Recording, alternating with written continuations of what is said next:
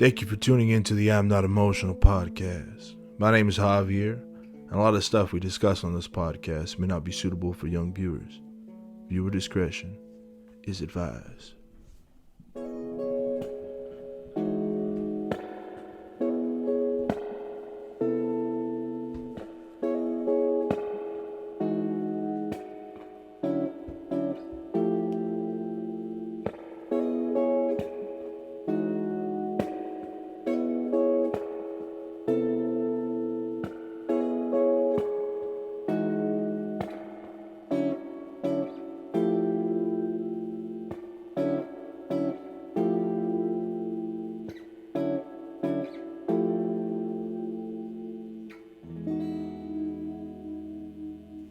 Thank you for listening. You know where you are. So today I got a very special guest. It's a friend of mine. We've been doing theater together for, let's say, a couple of years now. Jonh Spitzer. He directed some of the shows at the Stars Playhouse, which include, and not limited to, Serving Two Masters and The Long Christmas Dinner, Middletown, and some other shows in other places. He's also the artistic director for the Stars Playhouse and one of the most talented actors in town. So, without further ado, Jonh Spitzer. Thanks, man, for coming on. Thank you, man. You're really too kind. Thank you. Yeah, well, I got to come off with a little bit of humility off the bat, you know. Sure. Keep coming off with it. So, how long you been doing theater?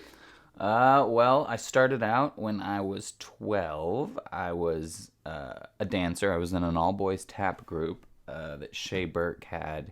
He's in London right now, but he was a dance teacher, and then he ended up directing a junior theater production of Your Good Man, Charlie Brown. And so I was 12 then. I'm 31 now, so coming up on 20 years. God damn, son. Yeah. 20 years. Yeah, I've taken breaks from, traditional theater, but I took about a 6 or 7 year break. But even in that time, that was when I got into my band, and I was still doing improv and sketch comedy. So, how does that feel to know that you've dedicated your life essentially to performing? Yeah, it depends on the day that you ask me. Honestly, it's a double-edged sword. It's really rewarding in a lot of ways, which is why I do it. I love it, and I love the connections. But there are downsides. Yeah. So downsides. Not a lot of free time sometimes, for sure. Yeah, and that's usually not an issue with me because I feel like, I'm sure you can relate. But like as an artist, there's always so many things brewing, and I always have my fingers in so many different artistic pies. So any free time that I have is just time to allow those things to percolate more and more. But yeah, there's not always a lot of money in it. I find that there's like once you've made like the connection, or you made peace with the fact that I'm probably not going to make a lot of money doing this. I'm probably never going to make money doing this. The joy comes from just the act of doing it itself, and it almost is like this revelation, this like. Because, there's constant pressure to be successful, to have success. And, of course, success is kind of measured by wealth, currency, money and stuff. But, like, I don't know, once you kind of, I feel like once you made the decision to separate yourself from that and just enjoy life for what it's worth, including performing, being being creative in some ways, there's a lot of peace in that, man. Yeah, I think so. It really helps be more present, more in the moment, be able to listen to people when you're not, at least for myself, and I'm sure many people, when we're not concerned about, what's behind us or what's in front of us, in terms of time or space, but we're more, not that those things are good. We should think about the past. We should recollect on the past, and we should think about the future. But when that becomes the norm, and when it can be hard enough to be in the present moment, but when those things become the default, that the present moment seems few and far between, it's not a good place to be in. So I think that is one great thing about really any art, whether you're doing it vocationally or just for fun, is it puts you, while you're doing the art, in that present moment, but also it sort of reconditions us to, or unconditions us, whatever way you want to look at it, to, in our day-to-day lives, being open to that present moment, to be able to just listen to someone else and fully listen, not prepare our next response, or not refuse to listen because their viewpoint's different than ours, and sometimes that's easier said than done. So, yeah, not to mention the fact that it almost behaves like a medicine for some people, a medication, or even like a meditation. I know that when I paint or when I do stuff like this, there's a sense of relief that comes afterwards, like a euphoric period that comes from like unloading a lot of the turmoil that exists inside on something external, which is like a canvas or megabytes in a computer or on a stage, man. Right. Well, and that's the catharsis, the purging, or getting something out of you. Yeah, dude, it's nuts. It's nuts. It's crazy when you meet people and they've lived full lives and they never experienced something like that before. Their idea of self-expression is finding numbers on a page in terms of like counting or something like that, which I shit on accounting a lot because I don't understand it, but I'm sure if I did, I would respect it more. Well, and if someone's passionate about that, if you approach that as your art form, whether it's consciously or otherwise, then if that's your jam, jam out on those numbers. Yeah, man. To someone like you or me, that's torture. Yeah, that's the worst thing you could do. But for other people to see a Shakespeare show, let alone be cast or perform Shakespeare in front of other people, would be the worst thing that you could do to other people. Right, and that almost feels like that's the worst thing to do in my situation, is perform Shakespeare in front of other people, man. It's so intimidating. It's so terrifying. Yeah. Right. That's good though. Yeah. So you're doing all's which one are you doing at the Ovation next year? I was before COVID hit. I was cast in All's Well That Ends Well. Yeah, I was casting it too. Yeah. Oh yeah. So that probably not gonna happen. Or if it does happen, I don't know. No, the one you're directing at the Ovation. The one I'm directing at Ovation is Shakespeare in Love. Shakespeare in Love. Yeah. And you've probably done a couple hundred Shakespeare plays, right? Well, no. You'll meet people in town that will literally, people are, it's like, I've done 200 shows, and it's like, in your house? No, I'm not good at I'm not good at math, bro. I don't care if you do it in your house. If it's a show, it's a show. But like, let's think about time. Yeah. And right? I don't know, man. So no, I have not done 200 Shakespeare shows, but I have done about 10, I'd say, or 12. Yeah. Full-length Shakespeare's. Something like that. Yeah, dude. Shakespeare's, I've been reading the Titus script. So I haven't really talked about on this, but I got casted as Titus Andronicus in Titus Andronicus. Thanks everyone for coming into my podcast. I got Javi here. He's my guest today. Why don't you tell us a little bit about your role here? Yeah, so I will be playing the lead Titus Andronicus in Titus Andronicus at the Empty Space in April 2022. This is my first Shakespeare play. I've never really done Shakespeare before. So I feel like they kind of I kept joking about when they picked me and they told me I was going to be Titus. I joked that they got all the applications and they tossed them in the air and they picked one out of the flying papers and it was my name. Here's your Titus. They threw a dart. Proverbial dart. They threw a dart and it didn't fall on the board. It actually landed in the trash. We're like, I guess Javi's doing it. Because that's where your paper ended up. That's where let's remove this one. To remove any chances of it accidentally getting picked. But hey, man, God gave him a sign.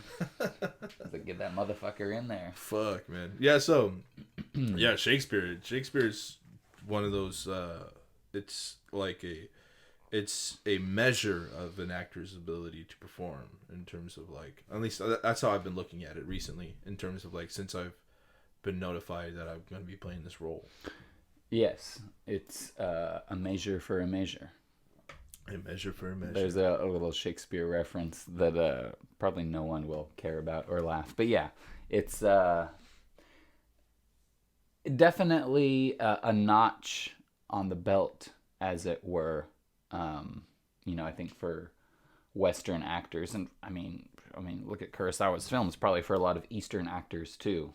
Shakespeare is, if not the Holy Grail, or if not the Final Frontier, at least one thing that people who are serious about the craft of acting want to say that they've done, even if they don't like it. Most, it's kind of a given that you got to do it. You got to do it, man. Yeah, when I was blessed enough to... Actually, one of the reasons I got into theater was my mom used to take me to see the Curran Shakespeare Festival when I was like 10 years old. Because that was the youngest that you could go and see the show. See the shows. They would do 2 shows every year. They still do. And so as a kid growing up, I would see these shows. And they were at the community college, but they were top-notch shows because they would bring in professional actors, at least maybe 1 to 3 equity actors would come up from LA or from the Bay or whatever, and would be here and would I remember there was a free workshop that the school sponsored or whatever, that the dude playing Henry V, I think it was Henry V, gave this workshop, just a free workshop that I went to when I was a kid.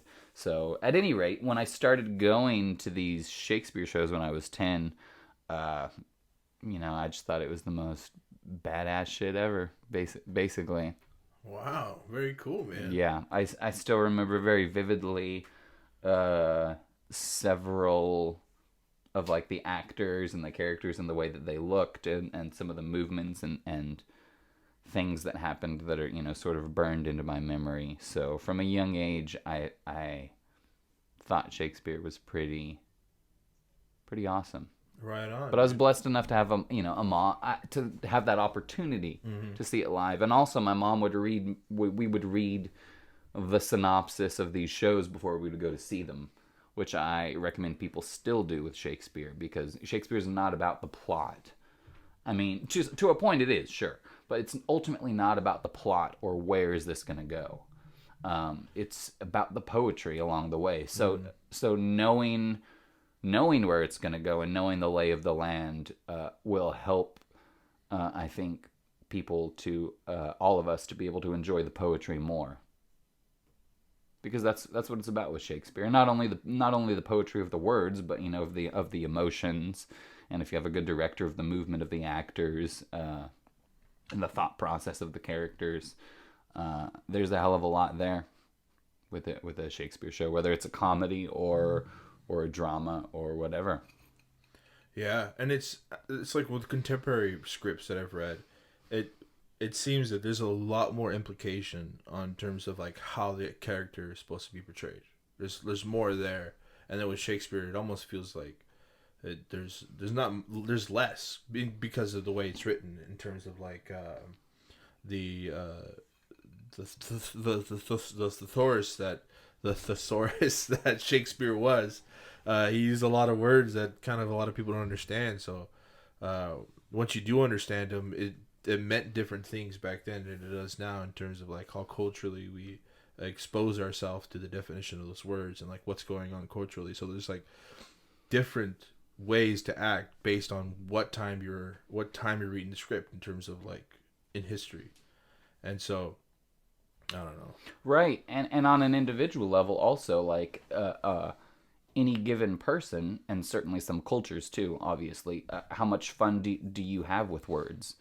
Some people are, just like we talked about numbers, some people are really into words and wordplay, whether it's puns and jokes, or whether it's freestyling rap, or doing improv theater, or just theater in general. Some people consciously or otherwise find words and the interplay between them really fun. Mm-hmm. And I think if you have that, then Shakespeare will probably appeal to you on some level, even if you're like, what the fuck is going on?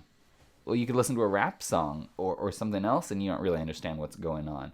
But you start to pick up on a certain playfulness that the artist has. You know, and then the more you expose yourself to it, like any language or anything, the less foreign it becomes. Yeah.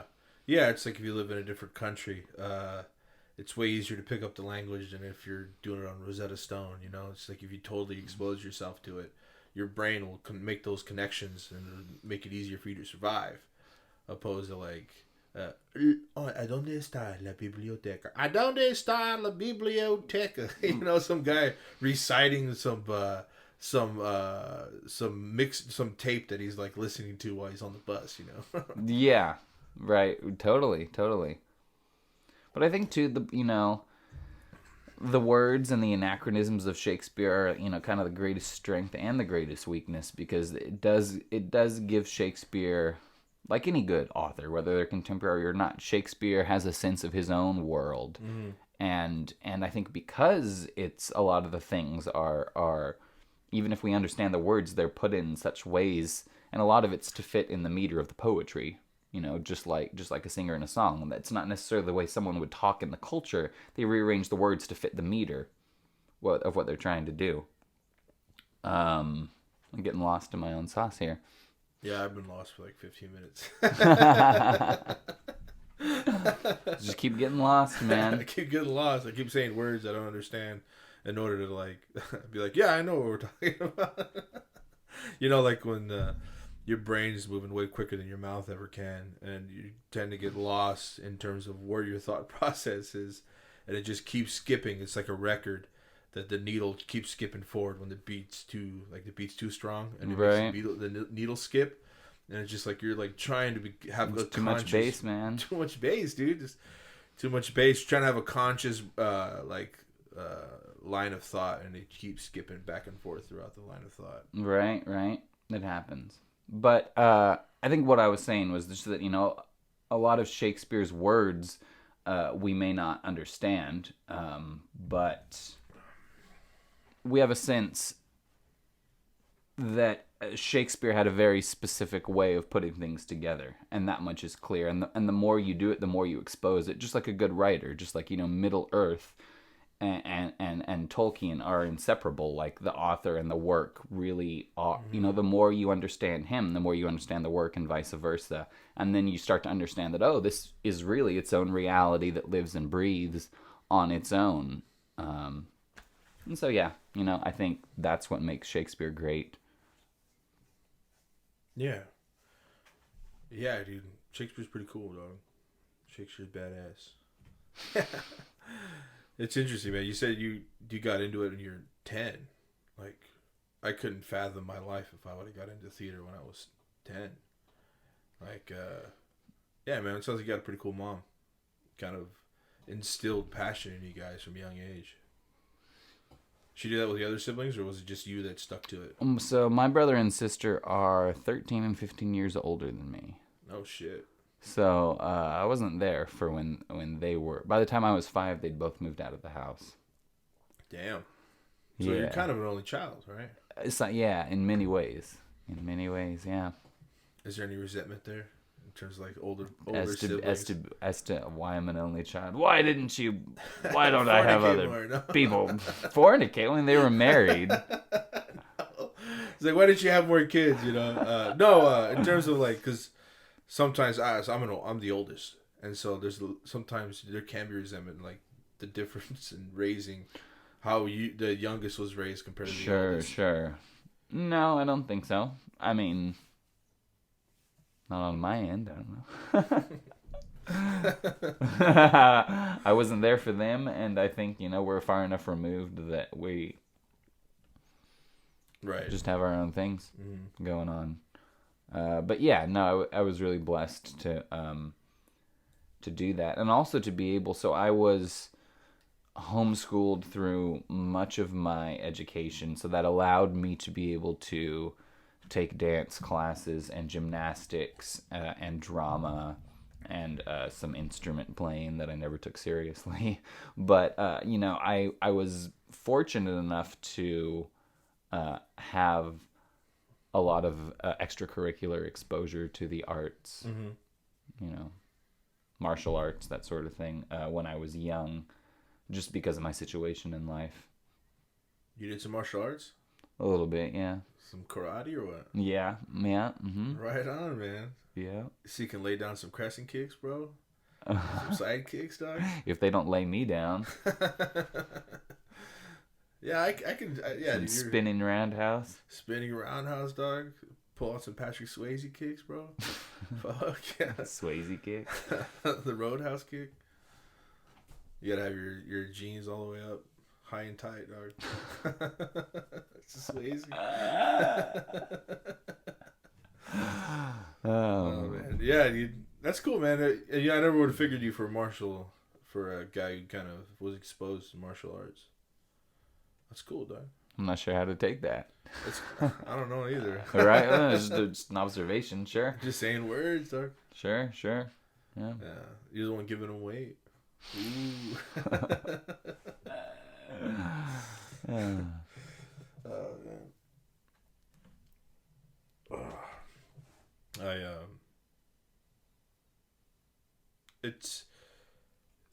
Theater's one of those things where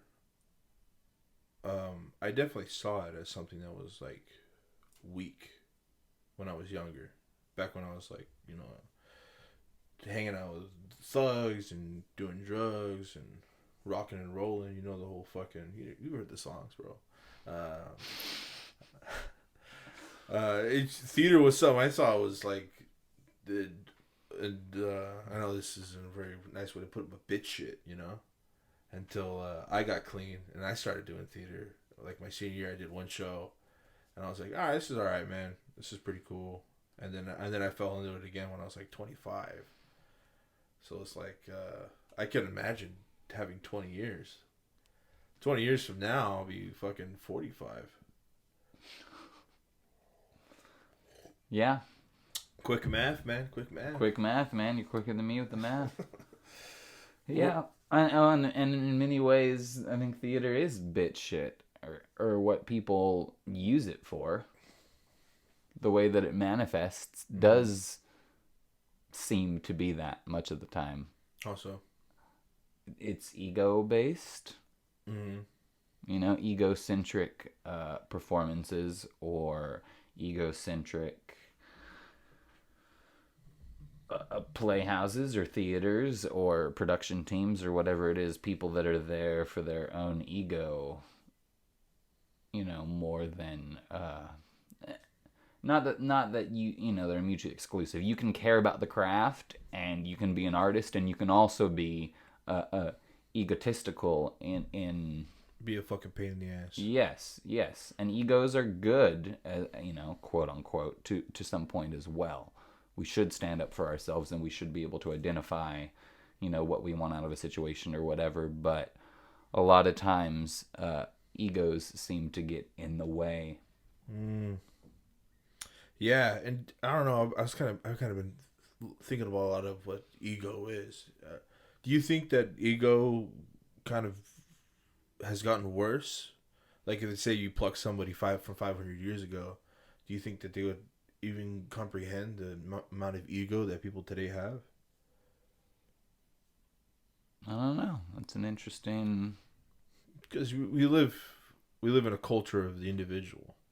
Sure. We validate people for their individuality, and we also require it. We got social medias and all that, so right. It used to just be the king or the queen or the baron. It used to just be the highborn people that were recognized as more or less as other people are useful, and yeah, you recognize you need the rice farmer or you need the stable keeper or whatever, but it was I guess traditionally in most cultures the royalty that was like the was allowed or they had the resources to have individualistic kind of ideals. On paper, yeah, but in a way, those more was expected of those people than anyone else in the society, and they had the most social pressures in a lot of ways. Mm-hmm. You know what I mean? That probably made them more than a little crazy, just like we see in our politicians or in our leaders. That it's a double-edged sword, and that's the pros and cons of that, I guess, lot in life. There might be a correlation between someone that wants to become a position of power and someone that's born into it. You know, because there's like this huge amount of like gluttful exposure to ego, or like the self-importance there, opposed to someone that's born into it, who has been exposed to it their whole life. So they're kind of like, you know, it's like what's that saying? You take the tiger out of the jungle, it's no longer a tiger anymore, because it was its way because of the jungle. Opposed, if you put a house cat in the jungle, it won't survive as well as a tiger that's been there its whole life. Right, yeah. That's interesting to think about. Yeah, man. Jungles are wild. I mean, ego really is an illusion. We are we're told who and what we are by our environment. That being not only the physical atmosphere and physical plate. You know, I'm sitting in this chair and I'm in this room right now, but also the other living beings in that environment, plants and animals and humans and everything else. All of those things inform the viewer, or the me, the I, the ego, what and who that is. You know, that I'm a straight white male or whatever. Now, all of those things, I've never not felt any of those things, but I've also I don't go around my life thinking, oh, white, I'm white. I don't, that only comes to my attention when I see someone who's essentially different than me, who's not white, and then that makes me realize, oh, there's this thing about me that from my perception isn't really a thing, but when I have someone else's perception, like a mirror to bounce off of, then I start to realize, oh, there is a difference there. You know, I'm the center of my reality, but I'm nothing. I'm just a perception of all these other things that inform me what I am. So I would be nothing without those things. Right. And it's almost like so I've always believed that if I was born, or if my consciousness was put into your body and your experiences, I would be every part of you. And if you were put in mine, you'd be every part of me. So like our consciousness, no matter how individualistic it is, it's given its personality based on the experiences that we enjoy, and the experiences, all of our experiences are given to us. And even if we choose different maybe there's a fork in the road, our experiences that were forced onto us would determine which one we pick. So really, I would be you and you would be me. I would be the homeless guy walking down the street, or I would be the president of the United States. Right.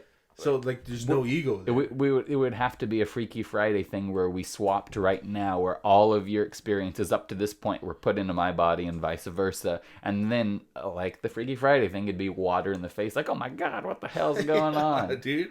Yeah. So it's like how can ego exist in that, if that's reality, that's truth, and well, in terms of our ability to perceive truth, if that's what reality is, then how could we possibly have value in terms of like how we think of ourselves? Right. Well, and it's just, we see it in media all the time, whether we're watching a play or reading a book. We see, you know, character A and character B, they want what they want, and or they're, whatever's happening in the narrative, essentially they have desires and thoughts and feelings about something, but from our perception watching it, now we may really relate to character A and not character B, but on a certain level we're still removed from that, and we see them as like action figures, you know. And that's what's happening right now in our reality. We are our own characters on our own stage, so wrapped up in what we think we want, and what we think we think, and what we think we feel, and even the words that I'm using, that I'm turning everything back to my thoughts, shows that that's a form of anxiety. That if I want something, I want it. Now, to think about what you want is fine, but to relate everything back to your thoughts, well, the thoughts and the will are two different forces within ourselves. Just like I could feel one way about something, but I could think the exact opposite about that thing, and that duality's fine. So yeah, kind of going off on a huge tangent here, but it's interesting how we see it all the time in media, and it's so easy to accept that, oh, These people are essentially just lost in their own lack. They can't listen to each other and they can't really communicate because you want what you want and I want what I want. But in reality, we're just characters. And from somewhere else, someone is watching us as an audience. You know? Right. And we don't even realize that we're performing. Yeah. Yeah. Yeah, it's like that whole thing. You wear 3 masks: the one you wear to the outside world, the one you wear to your friends, and the one you never show anybody. And it's like you were saying. There's the oh fuck, that point's gone. Totally just vanished out of my head. Oh well. It's a performance, though. Yeah. And they're different masks that we wear. Yeah, and it's if you were dropped on an island by yourself, how much of you would change? What would stay? What's necessary to yourself? What would vanish in a couple weeks? What would vanish instantly? What would vanish in a couple weeks? And what would vanish in a couple years? Like the way you say things, the way you carry yourself, the way you think of others, the way you think of yourself. It's if you think very little of yourself, how long does that last if you're by yourself? You know, eventually you stop thinking very little of yourself. If you feel alone, how long do you feel alone before you become normalized to being alone? Right. And you only ever feel alone because you see other people, and you think they're not alone because you see the happy lives that they have around peers and money and success and sex and love, and you don't have that to contrast to. How long do you feel alone? You know, so it's all these things in your mind that are you. How long are they you when you don't have others to contrast them? Right. Well, and then exactly. Well, and the you then if you doesn't exist because you need others to inform the you. So the you is only a facade. Yeah. I mean, it helps protect us. It defends us in a lot of ways, and it's again just like it's the ego. It does serve a purpose, but realize that it's just serving a purpose. It's like putting on a suit, like you look, or a dress, whatever, to dress up. That serves a purpose, and it works. You go and you look nice, regardless of your, some basic hygiene, but regardless of anything else. If you dress up nice, you go to an event, you look nice, people appreciate that, and you feel nice. And you feel nice, as you should. You took the work, the time, and effort to do it, but realize that the suit is not you. The suit is not the physical being. It's its own thing that you put on and then you take off. It's not you, but it becomes you. Right, or you become it. You become it, kind of like Alan Watts would say. It's like when you drink alcohol, you don't become the drink; it becomes you, in a sense that you're you with this thing, but you're also you without it. And when you put it on, it influences the way you carry yourself, the way you behave in certain situations, because you've already put on this persona of the suit. And the suit is a persona because it's a different you. It's not a you when you're wearing tattered up, filthy clothes and you're painting shed. That's a different you than the you that's wearing a suit in a banquet with a fresh fucking haircut and a nice looking watch and fucking shiny shoes. Like, there's just this different you, but it's you all the same, you know? Right. It's not being dishonest. It's not being a liar. It's still you. Which is crazy. You know? Right, yeah. Mm-hmm. Yeah. It's the human psyche is it's like it's painted with the deepest blues, man, you know, in terms of like how deep it goes. When you want to expose yourself to the thoughts that are required to like dive deep, I feel like you get lost quick, man. I feel like it'll take a lifetime to try to decode what human behavior is or what self is. Well, and in so doing, you defeat, in my opinion, you defeat the whole purpose of life, which is to live it. Yeah. I mean, I think when you talk about someone devotes their life to this, that, or the other thing, there's a sense of like, like they're a genius and a hermit and all that sort of thing. And maybe you can go that far with something. But it almost seems like that's a form of unbalanced, energy there. Maybe the guy on the island doesn't even think about this stuff after 20 years of being on the island. Why would he? Well, and if he does think about it, it probably wouldn't be in terms of words. Yeah. Or in terms of And so the suit is a symbol. And just like words are symbols. And so it's like, well, what is behind the suit? What's behind that symbol? Or the word, what's behind that? And to come back to Shakespeare, he uses a different wardrobe than we do to dress his characters in these words, as it were. And oftentimes, in period, obviously, a different wardrobe as well. But what is behind these symbols, these words? Because the words are what make up Shakespeare, sure. But those are the symbols of what makes up Shakespeare. You need to go behind the symbols and see what, as simple as that is and as trite as it sounds, people will be like, oh yeah, I get it. No, you don't get it. I don't. None of us get it. We have to keep looking at these things. And if it's boring to someone, then don't look, by all means. But if you're in it to win it, or if this is your jam, then you've got to keep, whether it's Shakespeare or not, to keep looking at the written word, assuming as actors we're working with the written word, and try and figure out, yes, the words are important, but what do they symbolize? And keep reminding ourselves that they're just symbols. Because I'll go to see a lot of productions, and just like talking to a lot of people in real life, the words are just symbols. Not to say they're meaningless, but they're bland. Or they're symbolizing what's behind the symbol is really there, but it's like the same 10 things behind, the same things that we can't put into words, but the same very limited things behind those symbols. As opposed to when you go and see a show, just like you were talking about Irma Vep, that Kevin Ganger, one of the actors, was using every muscle in his face and things that you've never seen this guy use off the stage, and most people don't use off the stage.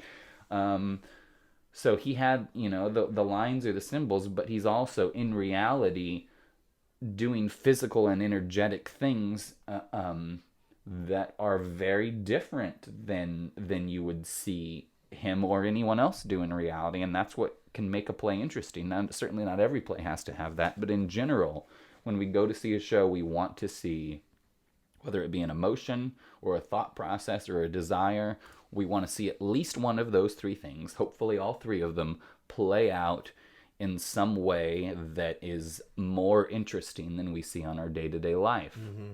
And it could be Game of Thrones, it could be the most fantastic setting, Star Wars, or it could be a slice of life where it's just you and me talking, but there needs to be something interesting going on behind this symbol, and we can't get too caught up in the symbol. Just like you'll see people who are dressed nice or present themselves very nice, and I'm sure that they do have plenty to offer, but they're just so fucking bland. Yeah. They don't know what they have to offer, so they're not even aware themselves, Yeah, and I feel like that's the world that we live in. Yeah, full of scubs. Yeah, suit wearing, tie wearing fucking people that they all their houses look like beach houses, even though it's in Bakersfield and shit, man. Hey, look, it's in terms of like when you're watching a performance, I feel like always the words that the implications that have way more weight than any word that could be said in a script are the stuff that's said in between the lines. The reactions, the acting, of course, and all this stuff like you said with Kevin Ganger, the way he uses his face. Now, if somebody else were to do those same lines and just did a cold reading off a script, you're like, the words are there, but why is it different? Why is there's no weight? It's because he's able to give the words the weight that are required in terms of his performance, his emotions, and as a viewer, it's like that's the connection to the characters. That's what's relatable, is how they perceive these things and how they react to them. And that's what's relatable in acting. That's why people like it, I think, because it's relatable. It makes you feel unalone. It makes you feel not ununique, but it makes you feel connected. Yeah. Yeah. It's a very heightened form of communication, where essentially if we sit down and we just say, all right, now, whether there's a stage or not, I'm just listening, I may laugh, I may cry, I may need to get up and pee, but essentially I'm just here to fucking listen. And you're just here to maybe not necessarily talk, but to radiate energy. I will receive the energy as the audience, and you as the performer. You could be a mime, you could be a trombone player, I don't know, but you're going to be radiating your performance. Essentially, I'm listening, I'm on input, and you're on output, right? And if we, that's the caveat for things like theater, or oftentimes maybe a church service, like, you know, I know in black churches you respond or whatever, but there's an idea that as a congregation, you're coming together to listen to the elders or the pastor or the choir or whatever, and we clearly delineate, all right, now's the choir's turn, you know, and so that, or go to see a concert, you go to see the Rolling Stones, they are going to be the ones radiating the music, and as well as, of course, all the people on their sound and the people that help them, but essentially the Rolling Stones tour people are the ones radiating that. And then you and I going to see that are there to receive it. And if we go into a social setting with that clearly delineated caveat, then you could have really deep forms of communication where you're just there to listen. So you can, your own thought process and your own feeling process can take a back seat. Or even better, you can hop in another car for a while and forget who you are, and you're just in the moment jamming to your favorite band. It's nice to be in the passenger seat sometime, man. Yeah, or in someone else's car even, you know what I mean? And it could be weird, and sometimes it's a little uncomfortable, and sometimes it's not great. But when art gets us, and when we get art, when there's that deep communication, it's on another level than we can have. Yeah. It's, you know, and I'm not saying it's a better level at all. It's just another level. It's a different level. It's a different level. It's the fucking, when you're watching America's Got Talent and you get the chills, and it's like, whoa! Like when do you ever get chills in your normal day life? Chills from hearing a performance or the beat drop and the vocals climb, and they slow the cameras down to give you this chilling kind of performance, and makes your body, like, all the endorphins are released in your brain. Well, and there's the judges there, and you're watching their reactions, and you're experiencing it with them. Wild. You're like, yes, he find success, and then afterwards he's crying because he never thought he would ever experience something like this, and you're walking away, and it's all a performance. And you're walking away, as the commercial clicks back on, and you're brought back to reality of consumerism, and it's just like that you ride that wave. It's like, when you go to a theater, you go to a show, you go to watch a movie, or you're watching something on Netflix, you're going with the intentions of being taken away. Being not distracted, on in words. Like you said, being in the passenger seat. But it's distracted in terms of a way that you relate to. And that's kind of the whole point of performance. It's when you go to see a trombone player or the Grand Ole Opry, or just when you're walking down the street on Venice Beach and some guy's playing the harmonica in the best way you never heard before. But this guy's got mismatched shoes, he's got no shoelaces, and he stinks like shit. But he's playing the harmonica in a way where you got to sit down and watch. You got to put money in his basket, and you got to sit down and watch. You're like, I'm fucking hungry, but I'm gonna soak this in as long as I can, while I can. It's like that doesn't really exist with anything else. Yeah. The true beauty of creativity. Art, culture. Culture is art. Yeah, the art of culture. Right. That's the good side of culture, at least. Yeah. The cool side. Yeah. Yeah. Well, and I think a lot of, at least for theater, that's the only art form, I guess, that I can, really speak intelligibly on. But for theater, as far as I can see it,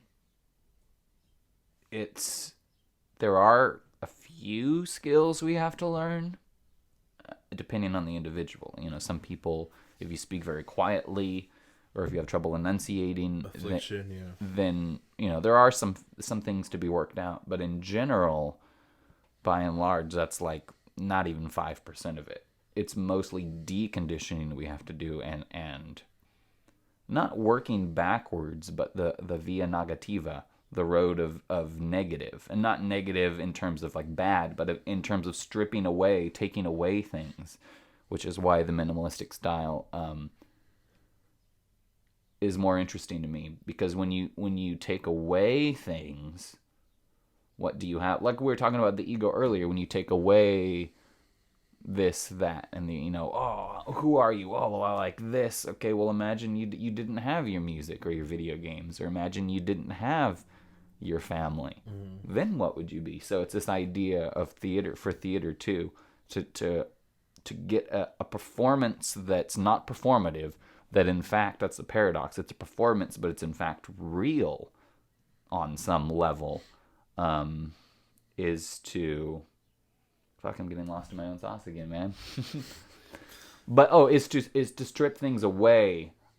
We'll get more to that place, because culture just tells us how we're expected to think and feel, right, and desire. But in reality, when we are babies, I don't remember when I was a baby, but I don't believe I was aware or gave a shit about whether I was male or female, or it was a good time to cry or not a good time to cry. Like, I wanted babies want what they want until they get what they want, or get denied or get smacked. And every baby's different, of course. But getting back to this place where we are, again, more comfortable just being in the moment on stage, where we can identify a little bit intellectually, but not the intellect as much as just identify energetically, oh, this is what's right. Fuck, this is what I'm really thinking in this moment. I would have never thought. This is weird. Or fuck, I tried it and it was kind of fun, but it's not going to work for the audience. Whatever it is, those moments of discovery are only... I shouldn't say they're only possible, but by and large, we can only count on them to come up if we leave ourselves open to being in the present moment as the character. And that also is the magic of theater. Like when I watched My Mañana Comes, there's so many moments of virtually, by and large, most of the moments, certainly not all of them, it's never going to be all of them, most of the moments just seemed like, fuck, these moments are really happening. Yeah, it's scripted, but holy shit, like, these people are really thinking this. Oh, he really feels that right now. She genuinely reacted that way. Like, all of it just seemed so, I guess natural. I hesitate to use the word natural, because that implies... Authentic? Natural. Yeah, authentic, genuine, organic, real, whatever word. Because even using words is kind of silly, because to put it into a symbol when it was so...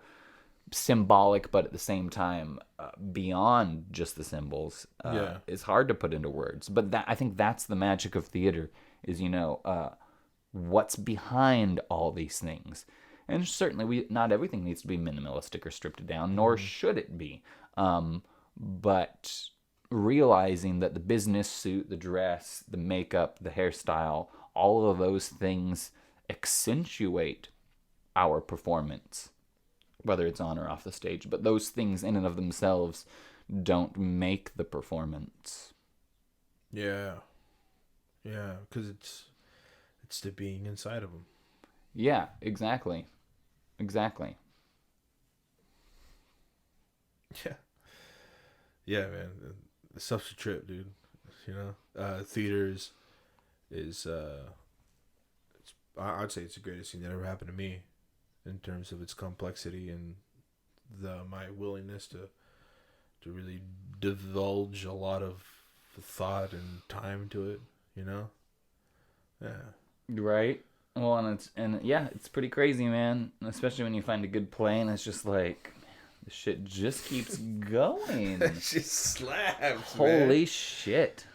It's like, I love watching plays, but it doesn't compare at all to being part of a play and then watching it like grow. It's like the difference between eating a watermelon that you bought at the store and growing your own watermelon, and then one day you pick the watermelon, you're cutting it up and you give it to everybody, all the people you love in your house. You're like sharing a watermelon with. Like, that's the joy of that, dude, is uncomparable to the picking up a watermelon for $4 at the store. Like there's joy in kind of putting yourself into something and watching it become something. You know, right? As right. a director, you know that shit, man. You get there's this, I can only assume, this overwhelming thing with directing a show and it being a seed inside your mind years before it ever gets put on stage, and then you pitch it to an artistic director, someone like yourself, and it gets chosen, and then you got to cast it, and then there's that whole thing where you got to now picture it differently based on who the fuck you could cast, who auditioned, who's available, what now it's gonna look like, and then putting it out there, watching it grow, it becoming this show that you're unsure about. You know, like, am I watering my watermelon plant enough? Is this vine getting enough sunlight? What if there's a fucking the gardener runs it over with his mower when it's a seedling and fucking kills it? There's all these things, this worry, and then all that worry is tossed out the window when you see it become something that transcends. You know, like when it got taken away from Ivan for My Mañana Come, and those guys protested the show, and dude, you see sorrow in life, but you never really see it like that, like really taken from somebody like that. Yeah, right. I was fucked, and then we were able to put it back together, and then just like this bliss that Ivan had with him, and it was a great fucking show. Ivan did a fucking tremendous job, and it was a seedling that he planted and he watched grow and he nurtured. And then one day the gardener, fucking the neighborhood kids kicked a soccer ball and knocked all the peaches off the peach tree, and he was able to pick the peaches off the ground and make the fucking peach pie, dog. Right. But yeah, it's definitely some real high highs and low lows. Yeah. Sometimes, not all the time, but much of the time, especially late in the process. You know, I feel. As an actor too, but as a director, it can literally be one day to the next you'll want to pull out your hair one day, and then the next day you're like, this is the greatest thing I've ever been a part of. So yeah, it can be pretty wild. Yeah, and it's funny trying to convey that to someone that's never really experienced something like that before. Like my dad, who when the protests happened, he goes, "Hey, it's just a show." I was like, "Yeah, it's just a show, but no, it's not. You know, it's just a show to your perspective, but from my perspective, it's got way more value to it." And it's like, how can you convince somebody that part exists when they couldn't conceive it? Right. Yeah. I mean, even if they conceive it, not without it, like experiencing it. Yeah, then it becomes a whole different beast, and now you can't unexperience it. Yeah. Yeah. One of my favorite theater directors, who I sort of researched a little bit and really got into his style, is Andre Gregory, and he my style would be very similar to his in the sense that in the perfect world I would rehearse shows for months, if not years, before putting them up, just because there's an idea that, you know, when, you know, like you said, you picture a show in your head, and we have what we want out of a character or out of any experience in life. We have what we want out of it. And if we have 4 to 6 weeks to put up a show, then yeah, I'm going to tell everyone what I want, and we're going to move that direction. I'm going to make some decisions right off the bat. But if you give it enough time, then eventually the show becomes what the show wants to be and needs to be, and not what any one person or any two people want the show to be. So the show itself can transcend, and the art can then transcend that as well. It's like, you know, sometimes the preachers need to listen to their own sermons, Right. or have the sermon affect them in some way that just preparation alone cannot. It comes back to being in the moment. Preparation alone cannot give you that experience. And you should have some level of preparation, but essentially the idea that through repetition and repetition over weeks and months, if not years, will I don't want to use the word force, but will encourage the actors to find new ways to approach this that are not the standard way to approach the genre. You know, if you're doing Romeo and Juliet, we have certain ideas about what Romeo and Juliet are. And whether we try and work with that or against it, consciously or otherwise, that is there. And I'm not saying that's good or bad or anything. It just is. But to do a production of Romeo and Juliet and say, now let's really figure out what's going on with this play. Essentially, let's spend as much time with this play as the author probably did. Mm-hmm. Some authors can turn out a play in a month, really good plays, like it happens, but because think about how many times the author rewrites, and sometimes years later, the multiple versions of plays, how much authors come back to their own work and, oh, that's where it's going. Because from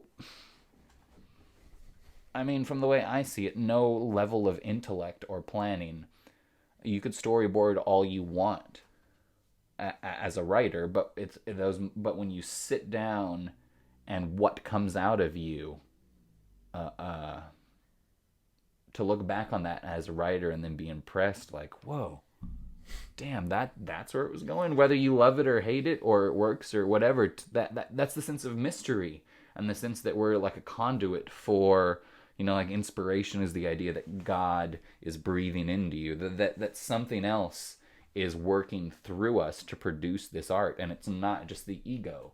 It's not just, well, I want this because my experiences in life have informed me of it. Well, that's valid. I'm not invalidating that.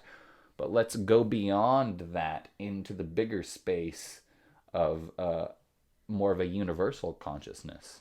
Right. Yeah. So it's a pretty wild way to,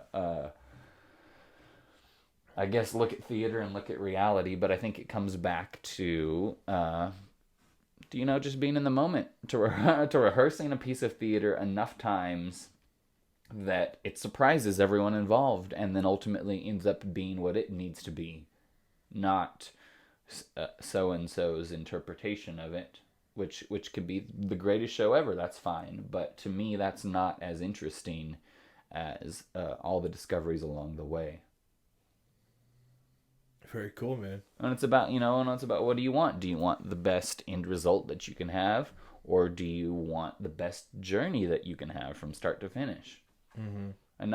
And you can have both. I do believe that the better your journey there is, the better the end result will be. But still, at the end of the day, some directors and some artists are focused on the end result of their art, and others, their main focus is on the exploration and whatever they find out along the way.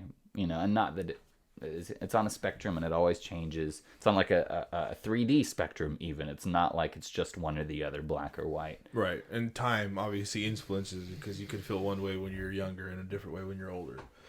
Like when it comes to like painting, you definitely want something to look cool. When you first start painting, you're like, I want to look badass. And then you get to the point where you finish it and then you kind of throw it away when you're done, because the whole point was creating it. The value was learning how to do this, learning the techniques in the process of doing it. Like with a show, that's what's so great about theater, because initially it gets thrown away when it's done. It's tossed out, and all the things that you learn, the value comes with the process of learning it. It's like, nothing's more important. There's no painting that's more valuable than the painter painting it, because the experience of painting it, the lessons learned, the experience value, all that stuff is really given to the person creating it. Yeah, right. That's where it exists. And that's where it dies. Yeah. Right. Or to think about that with photography too, Right. Like as much as you may appreciate a picture, someone was actually there. Yeah, someone was there. Someone, like that famous picture of that Syrian girl. She's on the cover of National Geographic magazine, and it was this huge picture that blew up, and it was like in the 90s during the war in Syria. And they came back 25 years later, and they took the same picture of the lady. She was an older lady now. She had died like a couple years ago from some tragic. But the documentary, watching the documentary about this girl that they took a picture of, from the photographers traveling, getting the life and death situations, almost dying here, almost dying there. One of the guy got sick with some crazy illness, and they had to send him home. And then he came back, and he's the one that took the picture. And it was just like this crazy experience. And it's like the joy you get from seeing the picture is instantaneous. But that's times a billion, because there's a billion people see it. But does that have an equal amount of value if you quantify it among a billion people, or there's just 4 people experience a 4-month-long trek journey in order to get the story to write about with the picture? Right. Yeah. Huh. It's a trip. It's a trip, Doug. We're going to take a moment and take a break to thank our sponsors.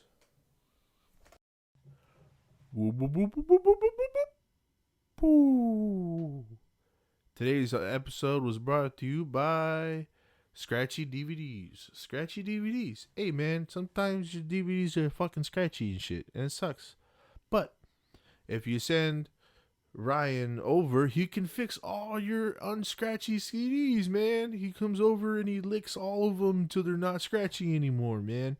And it's having scratchy CDs fucking sucks. I know I hate having scratchy CDs.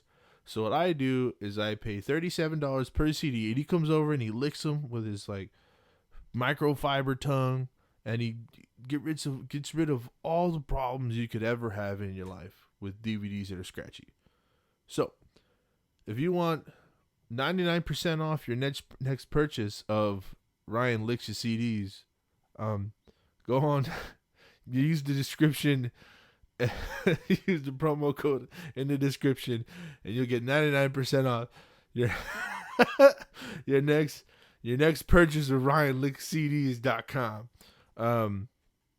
Now, fair warning, if you have any sugar on your CDs, he will take a bite and your CD will be gone. So there is risk factor there, but that's part of the enjoyment, this risk of losing Kung Fu Panda 2 on DVD. So if you want to use it, I highly recommend it. I have him over all the time to lick my CDs, and he does a great job of it. So call Ryan Licks Your CDs and do that shit. And whenever you use the promo code in the description, then we get 3 free licks. So there you go. You have a good day. Thanks for listening. After, it's probably 18. 17 or 18. I'd say 18. Yeah, dude. I'll tell you, like your improvisational skills, your character building skills, like stuff from theater and improv, like really shows in terms of like your DMing, your telling a story, man. It's funny because it's like I've done this before, and I don't feel like I'm the character in the situation.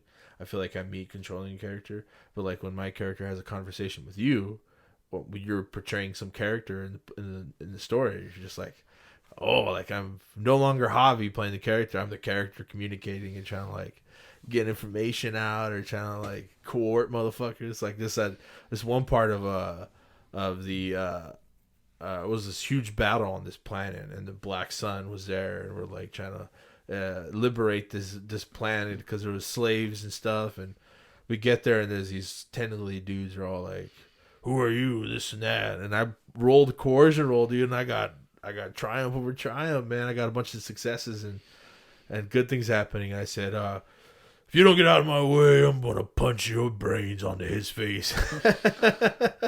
You did say that, didn't you? And then you looked at me as the character and you go, well, I guess I guess I'll just let you go then. Yeah, right? I mean, yeah, that's a good example, I guess, to come back to like what we were saying earlier about letting the story tell itself, Yeah. Sometimes the Star Wars a system, I feel like, is really set up well for that the the die results lead you to a lot of creativity. And you can't really, I mean, in no role-playing game can you really deny the die results. So like when it happens, it's got to happen. You got to roll with it, man. Yeah, dude. And I like how it's I like how the system's set up. This failures, the bad things, the good things happening, and the successes and the triumphs and the despairs, because you feel it more than just like I rolled a 7, and then the DM can go, all right, well 7 means this, right? But if you roll 4 good things and four failures and 5 good things happen, you're like, okay, well this is what I can expect. Right. Yeah. Right, and then yeah. I guess you haven't seen some Star Wars films on spoilers, but yeah, that's an example of like in real life, if maybe you fail, so your girlfriend leaves you, but you get a bunch of good things in the sense of that you don't feel it in this moment, but you're going to have time to reconnect to other people. You're going to have time to redefine yourself. And eventually, and not even that long, maybe in a week or a couple days, you realize that it wasn't going to work out anyway. So in this moment, it is a failure in terms of if you can quantify anything in life. But also, it makes things really flavorful is what it does. Yeah, it does, for sure. And it's a fun game to play. I really do enjoy it. We played it 3 months now we've been playing? Oh, probably longer. Well, because we haven't played for a while. Because December is always a tricky month, Yeah. But yeah, probably about. I think we're on session 9 or 10, which is pretty good. Something like that. Yeah, not too bad. Not too bad. Sometimes sessions only go about 4 or 5, and then people can't make them anymore. Schedules, man. Yeah. Like Numenera only lasted a couple. 5 or 6 sessions. Right. Yeah, a couple half sessions in there. And she went and got pregnant. Fucking spirit, dog. He got her pregnant. Both of them, man. How dare they do that to our game? How dare they, dog? Yeah, that one was a lot of fun to play too. Yeah, it is, man. It's a really fun, and what I like about improv and what I like about role playing is they're kind of like rebellious. Mm-hmm. Art forms by their very nature. How so? Because instead of relying on, or not relying, I should say, but instead of looking to an outside source for entertainment, you can get together with your friends and be like, nah, we got this. Let's vibe with ourselves. And even like as a musician or as a theater artist, you need your instrument, or you need for theater, you need your script, or you need your whatever you need, your devising piece. But for role-playing games, you I guess, you need the book and the die and the sheets. You do need some basic things, but in general, they're a lot less than you need for other forms of art or entertainment. So it's really not like you talk about commercials or, like things that monetize the shit that you love, there's a limited amount of money that you need to put. I say that, and then I've got hundreds of books, of course. I've put in way more money than I should. But that's my choice, and I like the books, and I get a lot out of having them. But they're certainly not necessary, and the majority of them I've never. The majority of my systems I've never ran, and let alone the majority of the books I've not consciously integrated into a system. I just find role playing really interesting. But I like the idea. That it's like a rebellious thing that can be monetized, but by and large isn't monetized, and you're just doing it with your friends, and it's good, I think. Yeah, I mean they definitely have been now they have podcasts where people just do, but it's just watching it is nowhere near as fun as being a part. Well, of and it. shit, dude, I have a YouTube channel that I haven't touched it in 8 years or something, but I have RPG content on there, and I monetized my channel. So I've done it. I also pay for a YouTube subscription myself because it's worth it. $10 a month is worth it to me. I use YouTube enough that $10 a month is worth it to not see these ads. Oh yeah, I got the same thing. The premium. Right? Yeah, it's totally worth it. I mean, if you use YouTube more than once a week, it's worth it. Yeah, I use it probably at least 6 hours a day. I listen to it, and it's cool because YouTube's great. in terms of you can upload your stuff and it's easy for me to. But also at the same time, artists out there that don't really have a big following, you won't find them anywhere else besides YouTube. Right. And musicians and stuff and music. So Sure. it's great. You can like and download a song that has 25 views. That's fucking phenomenal. Like there's this guy, Pale J, and he's British. He's English and or I guess I don't know, whatever, British, English, European, whatever the fuck. But he's only gets like a couple hundred, maybe 1,000 views on each one of his songs on YouTube. But they're phenomenal music.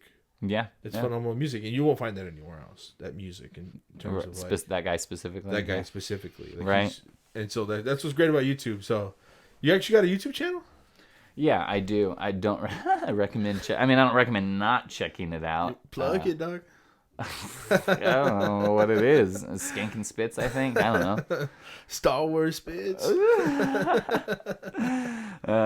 Should get back into it, or we should do like podcasts of a role playing game, just the gameplay of it. I've thought about that a lot. Right? It'll be kind of pricey because you got to get like a couple mics, one for everybody. But yeah, I'm fucking down, dude. I'm always down. Start a new campaign where we just record each other fooling around. And fuck it if nobody listens to it. Like I don't give a shit if anybody listens to this. But I feel like people would. Yeah. You know. To some extent. So yeah, you know, I do have a monetized channel with, and I actually have I have like last time I checked my biggest video I had like 1,000 views on. Wow, and it was a gameplay video.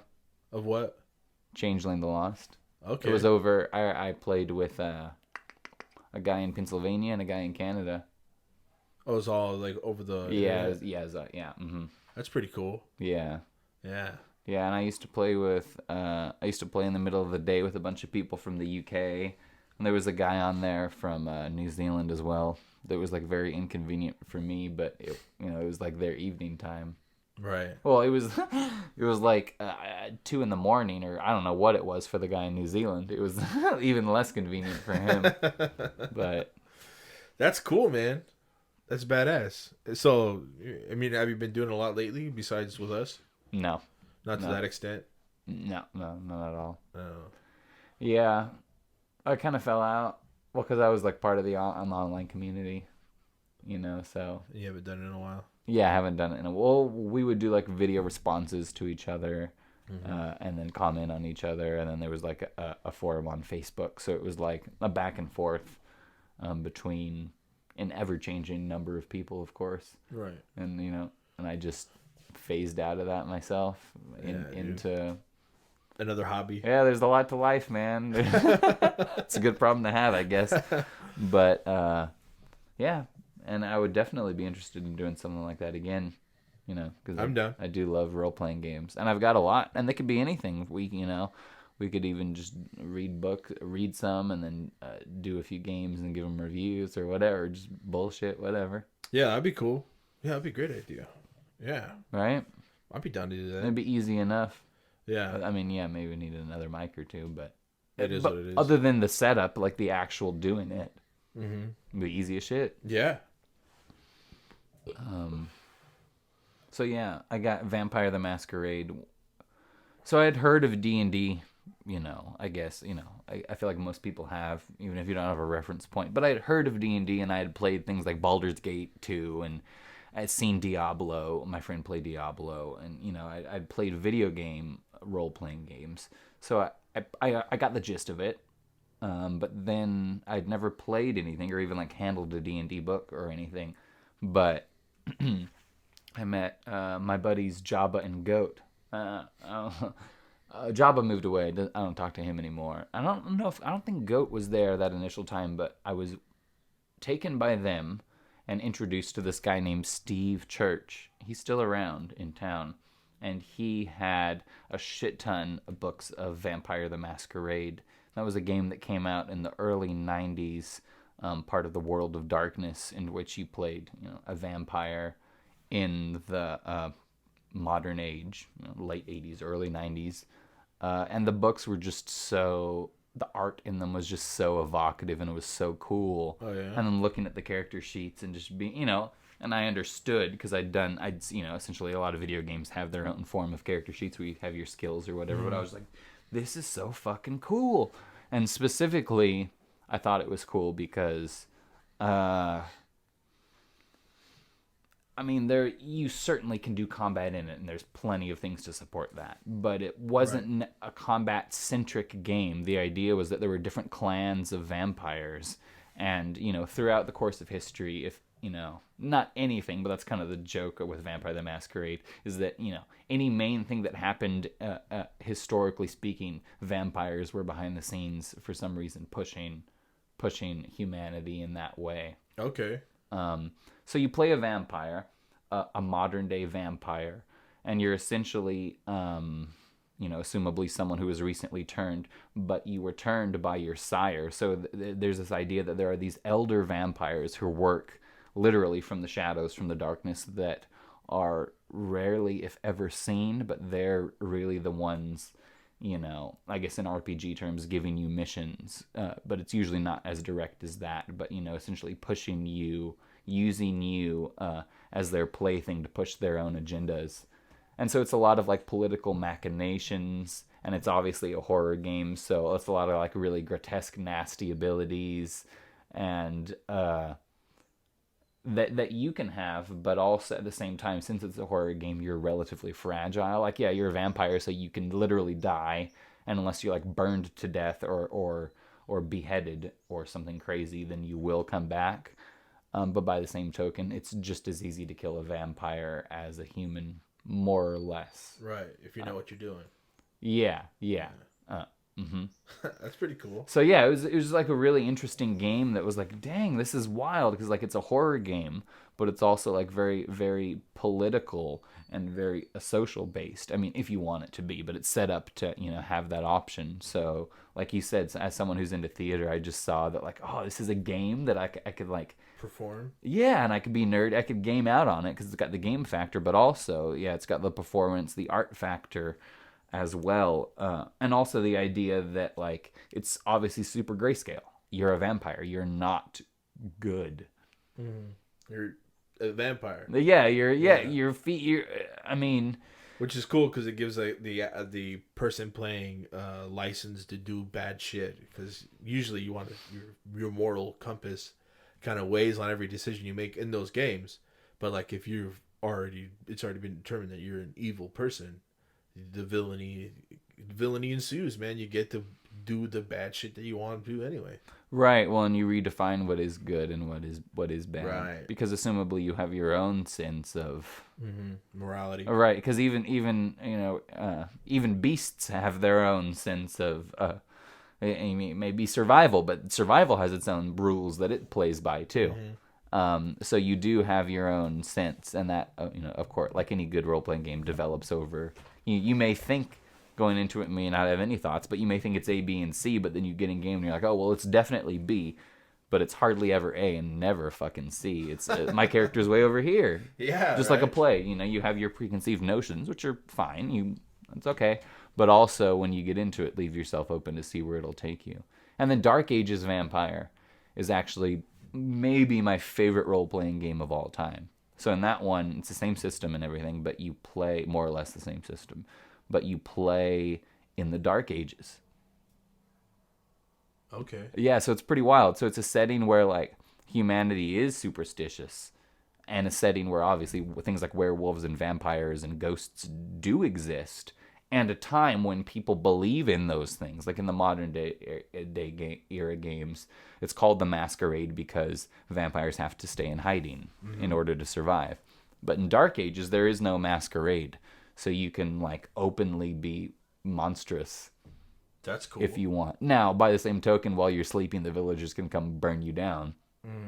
Right. Because you're the demon around the river bend or whatever. But essentially, it gives you more carte blanche to be monstrous, but at the same time, it's Dark Ages. So if you're playing in Iberia, which would be Spain in the Dark Ages, it's really cool because you know a lot about history from playing. If you're playing in Iberia, it's a very different game than if you're playing in Jerusalem.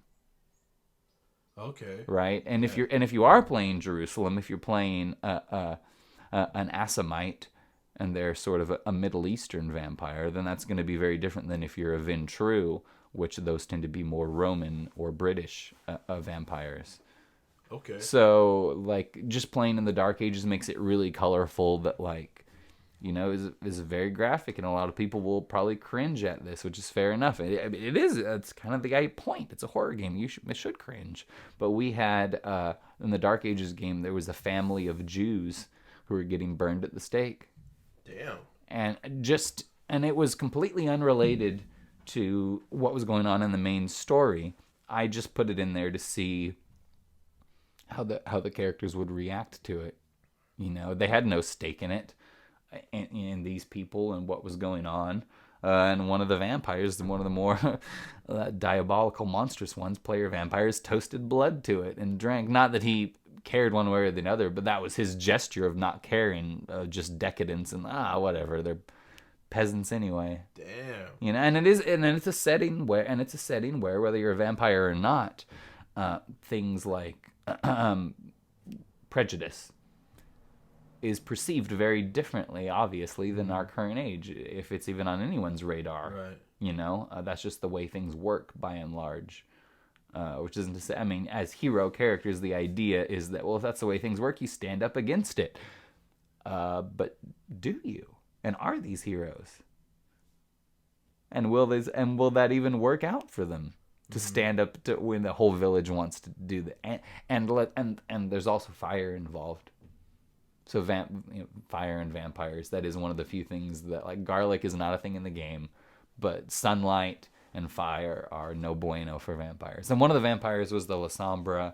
I could go off. At any rate, he was a shadow vampire, so they're weak. Every vampire has a weakness, and the La Sombra's weaknesses, they're even more, have even a stronger aversion to fire.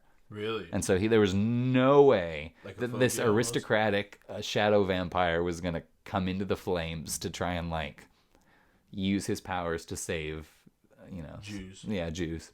Well, I mean, whether they were Jews or weren't, I don't think he didn't care about that factor. He just didn't want to go to a fire to save humans. Right. Didn't care what. Even if they were his own humans, he'd probably be offended, but wouldn't be worth it to him. That sounds like a cool, like, role-playing game. You thought about starting it up, or?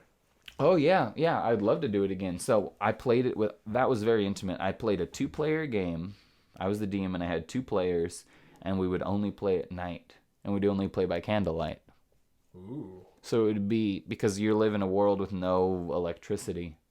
Right. And you're a vampire, so you can only be out when the sun's not up. So your whole world is darkness, more or less. And there's the moon, there's the fire, there's all sorts of things, but they don't have all the devices like us, so we would play that way too. That's cool. Yeah, it was really cool, man. It was really fun.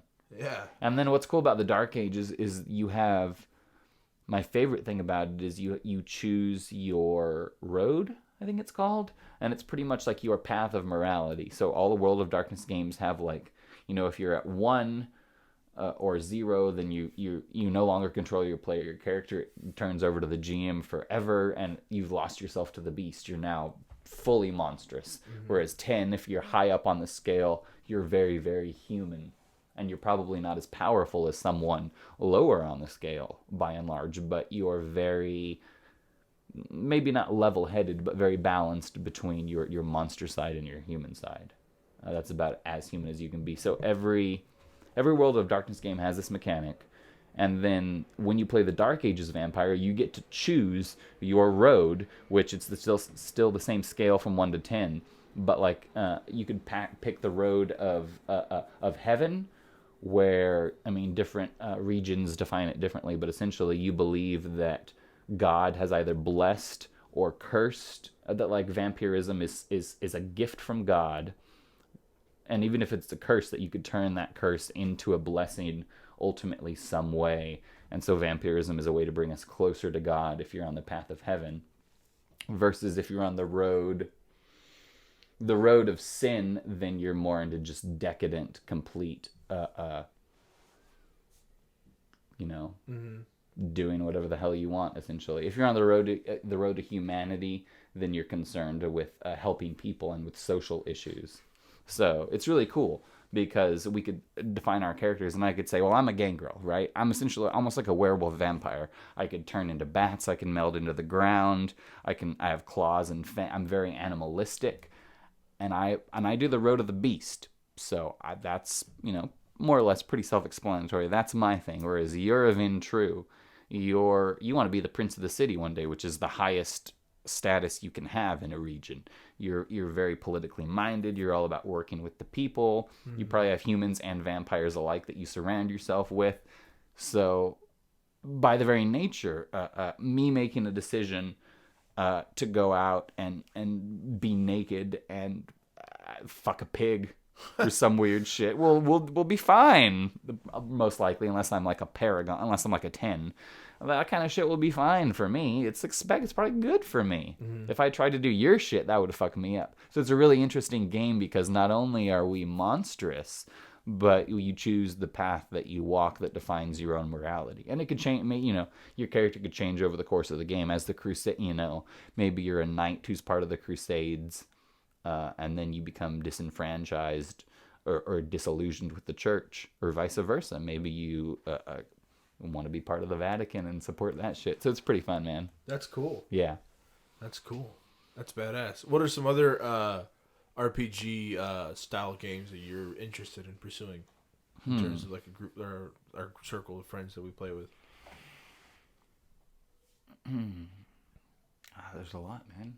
I've got my own setting that I haven't worked on for a long time, but like your own unique to Jonh Spitzer created writer director kind of fucking shit. Mm-hmm. That's cool. Yeah. What's that one about? It's Greek inspired. So like the race, there's no humans at all, right off the bat. Because I feel I wanted to do a few things, like a few big decisions right off the bat that are different than most everything. And that's one thing, is there's no humans. So there's like centaurs, there's satyrs, there's cyclops. There's actually pixies, which are not Greek. That's kind of the oddball.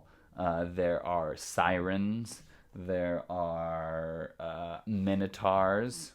I think those are the main races. Might be one more that I'm forgetting. But those are kind of the main races. And other things too, like the sun. The sun doesn't rise or set. The sun manifests every day right in the center of the sky, and then over the course of the day, it breaks into 4 pieces that sort of scatter, I guess, set, you may say, in their own different ways. Okay. And then every day it manifests again, and there used to be. And so there's one part of the kingdom or the land that's really dark because there used to be 5 pieces of the sun, but one of them was destroyed. And the sun itself is, I forget the name of the deity, Sylar, I think. And so Sylar is like fire and ingenuity and creativity, and he's the father of the Cyclops. And so, they're sort of connected to the fire god in that way. And so I have, my whole pantheon of gods and how they operate. And then it's a fantasy setting. So, not everything's backed up with hard science. Although I'm sure someone smarter than me could, figure out some logic. But I just wanted to make a few different things. Be like, well, let's not have just a sun that rises and sets. Let's let that physically function in a different way and let that be tied into a deity and the way that the world itself functions. That's pretty cool. Do you think that's ready for play, or you got to spend some more time on it? Oh, I'm sure it's ready for play. I just have to. I was in the process of. I even paid for a couple of pieces of art because originally I wanted to get it published, and I just haven't touched it for a long time. But yeah, I've put a lot of work to that. I'd have to relocate the stuff. I'm pretty sure I know where it is, but I'd have to go through it all again. But yeah, I'm sure it'd be ready for play. That's pretty cool. Yeah, and the minotaurs, I feel like minotaurs are often violent. Mm. But in this one they're like very they're pretty much the druids. So they live, they're few and far between, and they're mostly matriarchal in their groups. Some of the wandering ones are males, but in terms of their societies, they're pretty much just women and children. But the minotaurs themselves are very much like kind of shrine keepers. So instead of the aggressive aspect, they're much more passive, by and large. Kind of like elephants and shit. Yeah. Yeah. Or cows as opposed to bulls. Right. You know what I mean? Yeah. where even the male ones can be aggressive, but they're much more, I don't know if I'd say lethargic, but yeah, slow moving. And also, I think their lifespan, I'd have to look, but I'm pretty sure they live for maybe, 170, 200 years. So just, That's like a cool. tortoise, things with slower lifespans live life slower and are typically not as aggressive as, something that I got to do what I got to do now and I got to get it done. Yeah, like rabbits and tortoises, dog. Yeah, exactly. Rabbits gotta fuck and they gotta fuck now, dog. Exactly. Well, that's so the sirens are maybe my favorite. They're an aquatic race, and every one of them is different. They're pretty much. I made sirens to be like you can mod each one different ways because depending on their fins and their gills, like what sort of abilities they have and natural weaponry or whatever on their bodies. But they are. They have a hyper-masculine society, and they're essentially like WWE wrestlers, but like kind of like the Zoras from Zelda, but WWE wrestlers. Oh yeah, they're really bombastic. I'll break your back, bitch. Damn. And they're just like super in your face, and yeah, they take what they want. They're hyper-aggressive, Masculine. Yeah, very masculine. Kind of more like the orcs. I guess they kind of fill. The space of the orcs in a traditional sort of Tolkien-esque setting where they're not inherently evil, but they're inherently aggressive, if not violent. Right. Especially the men. So, and the centaurs are kind of like the main. They're very Roman inspired. They're pretty much like the status quo that like they've got the strongest military. They're half horse themselves, so they can like get around. Like they when they sweep, like it's pretty hard not, like when they get their shit together, they're almost like Japanese, like they're very feudal with their houses and like with everything in its right place. So, they're kind of the, I guess, de facto oppressors, even if they're not actively oppressing, they're like the strongest, and then the satyrs are, more arts, not necessarily decadent, but they're kind of more like the hobbits. They're more in the countryside, but also really artsy and into music and that sort of thing. That's pretty cool. So yeah, man, it's a pretty fun setting. Yeah. I put a lot of thought into it. Yeah, sounds like you have. You written all this shit down or what? Yeah. Mm-hmm. You kind of have to, right? Because it's kind of hard. It's kind of hard to memorize all that shit. Mm-hmm. Yeah. That's cool, man. Yeah, but I've thought about just writing some narratives too, because I know the world so well that I could just let a story tell itself. I'm sure. Yeah, almost like write a book about it and shit. Mm-hmm. That's pretty cool. So there's that. In terms of scripted stuff that I'd like to do. Oh, well, right now a couple of our friends are really want to do Fallout. There's a Fallout tabletop RPG. Oh, that's right. Yeah. So I remember Patrick talking about it. Yeah, and I'm excited about that. Now, it's not it's not the one that excites me the most, but I'm still really excited to do it. Yeah, Fallout's one of my favorite RPG games. Oh, yeah. I just got back into Breath of the Wild right now, which is maybe my favorite game of all time. It's so good to me. But Fallout would be like top 5 or top 3 games for me. Yeah, it's a fucking cool game. Yeah, that's cool, man. So you looks like you got a pretty big 2022 coming up, man. You got 2 shows. You got On the Razzle that you're directing at the Playhouse in September, and then you have Shakespeare in Love, which is happening at the Ovation in November. Yep. And you're co-directing that with Hank, right? Hank Webb. A co-directing On the Razzle. On the Razzle with Hank. Yeah. That's cool, man. I'll need a stage manager for that one, though. That's my main. As of right now, what happened to the stage manager for Long Christmas Dinner, dude? It just didn't work out. Schedule wise, yeah. Yeah, she's only there for like 3 of the 4 meetings. Yeah. Yeah. You got anybody in mind for stage management? Yeah, I do. But we'll see. We'll see. Yeah, we'll see. Yeah, it looks like 2022 is going to be a big year for everybody. I mean, that's kind of the anticipation, right? When you want to have a big year, a year that's better than the year before. Always, man. You gotta shoot for the best, man. Right. Yeah. Yeah. No, yeah, I'm looking forward to it, man. And then I've got, there's a Grotowski workshop that's happening here in February too, so I'm looking forward to being a part of that. It's going to be like 11 or 12 hours of workshop over 2 days. So Who's running it? A guy named JP. Okay. Yeah, he's he has his degree in physical theater from Poland. In addition to I don't remember what school he went to here in the States, but yeah, he's a theater guy that has a physical theater social justice group down in LA. Okay. Right on. Yeah. Mm-hmm. Very cool. Anything in terms of being the artistic director for the Stars Playhouse? Is there anything you're looking forward to besides directing, or just becoming, in terms of your responsibility as the artistic director?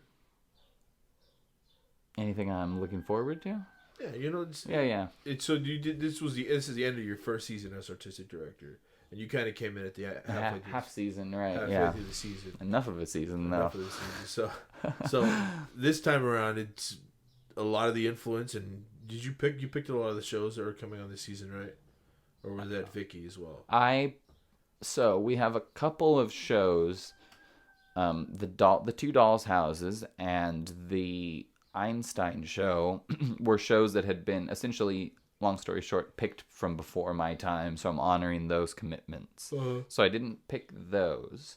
No, I personally haven't picked any shows other than the ones that I've picked. I have asked a few directors in town to, and I guess I'm splitting hairs here, but I've asked a few directors in town to submit things, and then I have, okayed with or gone with things that they've submitted. But that's kind of our thing at the Playhouse, is we want directors directing things that they're passionate about, and things that are also make sense in the season and in the space. Right. Of course, that's my job. But essentially, and I could be wrong, but off the top of my head, I don't think I pushed or suggested any of these shows. These were shows, with the exception of the ones that I mentioned, that people brought to me, and I was like, yeah, Flowers for Algernon. That was a show that Mariah had previously got the okay to do from Vicky. Mm-hmm. So Flowers for Algernon, the Einstein show, and the Two Dolls Houses were just shows that we previously said we're gonna do. So now we are honoring those, and they're good shows. I'm happy for it. And then the rest were, except for on the Razzle that I'm doing, the rest were shows that I just went to directors or people that I thought would, appreciate the opportunity and be good in the space. Mm-hmm. And then those were shows that they submitted. But yeah, essentially the shows have gone through me, to get the okay. So yeah, I'm excited about all of it.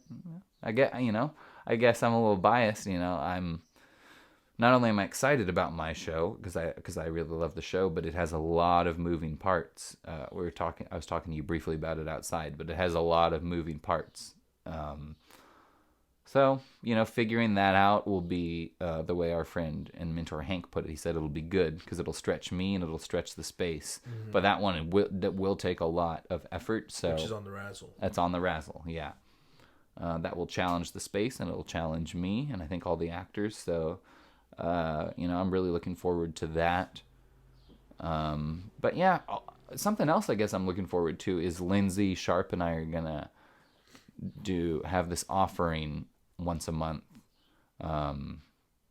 sort of a joint thing where we offer our,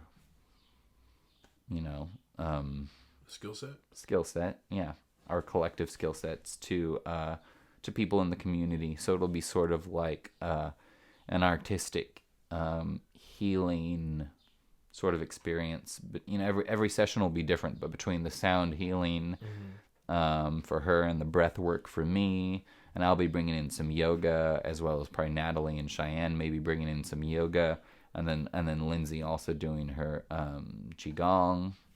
That's pretty cool. Yeah. When are you guys gonna start that? Well, we're gonna be meeting this month. We're just gonna do invite only, the first time, just so we can feel it out ourselves and get some feedback from people that come the first time. That way, when we put together a flyer for February, we'll be able to quantify it a little bit more. Is it going to be selling tickets, or is it going to be a... I think we will start out donation based with the suggested donation. Is what I think it will be. But the space will be limited, so I'm not really sure if I think we'll just put that it's limited and that greatly appreciated if you let us know ahead of time. Right. Because I think if we put that and then maybe someone shows up the day of, it'll still be, and if we're filled to capacity, then hey, at least we said on the thing. Yeah. And I'm glad you came out to try and make it work, but it is what it is. It is what it is. But I also don't want to discourage people from not coming, right, if they haven't RSVP'd. So yeah, we're feeling it out to see how it's going to work. But I'm excited to. Is there anything going on with the circle? Yeah, the circle. I'm in the process of revamping, putting the website back up, and trying to figure out what's what. We're working on a piece right now. So both the circle and Brian's Beard, we're talking about. Doing shows out of town and eventually out of country. That's badass. Yeah. Yeah, that's cool, man. Yeah, we want to get to Edinburgh. Oh, is that... There's a theater festival there in Scotland. Okay. And do the circle or Brian's Beard? The circle. Yeah. That's cool. Yeah. That's fantastic. Yeah, man. So I'm looking forward to that. Yeah, bro. Take it international, man. Heck yeah. Heck yeah. Get sponsored by Southwest Airlines, bro. Yeah. That's cool, man. Well, I want to finish off on... So, a lot of the things we touch on this podcast, I usually like to finish with one question. Because, God forbid something were to happen to you. And there's an opportunity for people to hear something that you would say in your own words and wisdom that you'd bestow upon people listening now. What is something that you would share that you've learned that you'd like people to hear? God forbid, knock on wood, something were to happen to you. Oh, man. That's good. That's a good question. I don't know. I think, move towards the love. Move towards the love. Yeah, ultimately everything we do comes from a place of love or fear. Ultimately, if I'm sad or if I'm mad, then ultimately on some level I'm afraid. Whether it's conscious or not. And in those moments where we feel happiness or even joy or gratitude or appreciation, we're in that place of love. So fear is a good thing. Don't banish fear, embrace it and learn from it. But I think the more that we can live our lives in a place of love and acknowledge the fear and accept it and respect it, but try and consciously move towards a place of love, it'll be better for us. Right on, man. Yeah, man. That's some wise words, dog. Yeah. And with that, I want to take an opportunity to thank you for coming on, man. And also just being my pal, dog. Be my friend. Thanks, be my man. homie, man. Yeah, I definitely cherish our friendship. Oh, the pleasure's mine, man. Yeah, dude. I love you, dog. Love you too, man. Yeah, dude. So, thanks, and I look forward to, just look forward to what life brings for both of us, Yeah, man. Looking forward to see your successes. I'm looking forward to kind of just watching you fucking do your own thing, man. That's Thanks, cool, man. Likewise. It's always great to grow alongside and with someone, Yeah, for sure, man. And next time, maybe we can get some gaming on here. Yeah, dude. I'm fucking Start down, a new bro. series, whatever, man. I'll start writing it down, dude. Right? Put it in my vision board. Hell yeah. Thanks for having me, man. Yeah, dude. Thanks for coming on. All right, with that being said, I guess we appreciate you listening. And if, whatever you got going on, know that we love you. And if you're having any problems, please feel free to reach out and get some help. This is the I'm Not Emotional podcast. I'm Javier. And I'm John Spitz. Thanks for listening, and we'll see you next time.